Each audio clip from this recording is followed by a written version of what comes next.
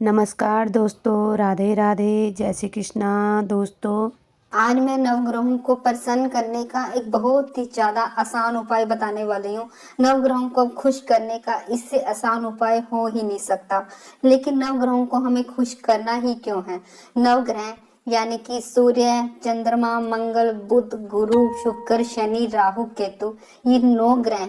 इतनी तो बात आपको समझनी ही होगी कि हमारी लाइफ में जितने भी दुख होते हैं या खुशियां होती हैं, उनका कारण नवग्रह ही होते हैं। इन 9 ग्रहों की जो दशाएं आती हैं, महादशाएं आती हैं, उनके कारण ही हमें दुख या सुख मिलते हैं। हम सबके हॉरोस्कोप में 12 घर होते हैं और उन 12 घरों में ये 9 ग्रह रहते हैं। तो जैसे जब कोई ग्रह हमारी हॉरोस्कोप में अच्छा होता है, तो जब उसकी महादशा या अंतर्दशा आती है, तो हमें खुशियां मिल जाती हैं, अचानक से लाभ होने शुरू हो जाते हैं। वो किसी भी प्रकार से हो सकता है।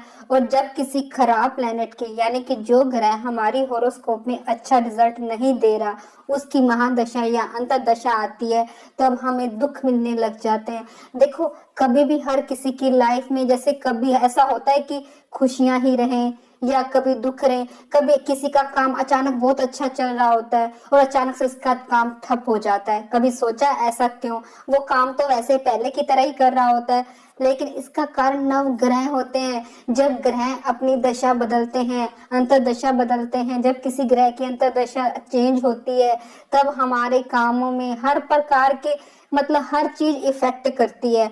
जब जैसे कई बार हस्बैंड वाइफ में इतना ज्यादा प्यार होता है, तो कई बार इतने झगड़े होने लग जाते हैं कि दोनों एक दूसरे की शक्ल देखना पसंद नहीं करते।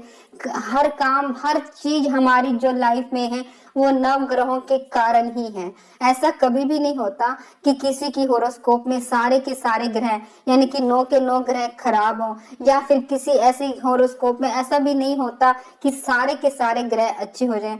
यानी कि कुछ ग्रह अच्छे होते हैं और कुछ ग्रह खराब होते हैं। अब जो ग्रह खराब है, हम उनको कैसे खुश करें, कैसे ठीक करें?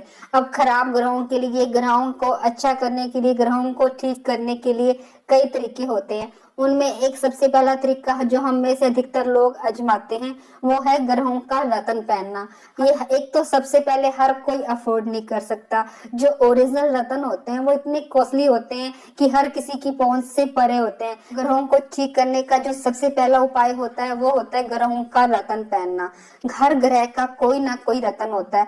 जब हमारा कोई ग्रह वीक होता है, तो हमें सलाह देते हैं कि आप इस ग्रह का ये स्टोन पहन लीजिए। मैं आपको 2 बातें बताना चाहूंगी। सबसे पहले जो रत्न होते हैं यानी कि जो उनकी स्टोन होते हैं, हर किसी के लिए ले पाना उसको अफोर्ड करना आसान नहीं होता, क्योंकि जो ओरिजिनल स्टोन्स होते हैं वो इतने कॉस्टली होते हैं। और डुप्लीकेट पहनना तो जैसे फिर फायदा ही क्या उन रत्नों को पहनने का।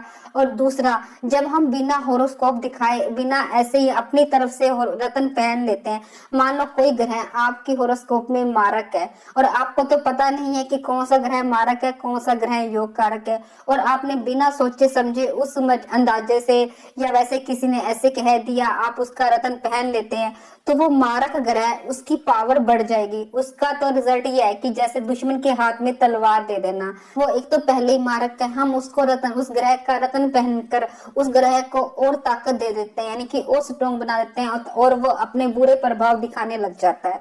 और जब हम दूसरा उपाय होता है उस ग्रह का दान करना।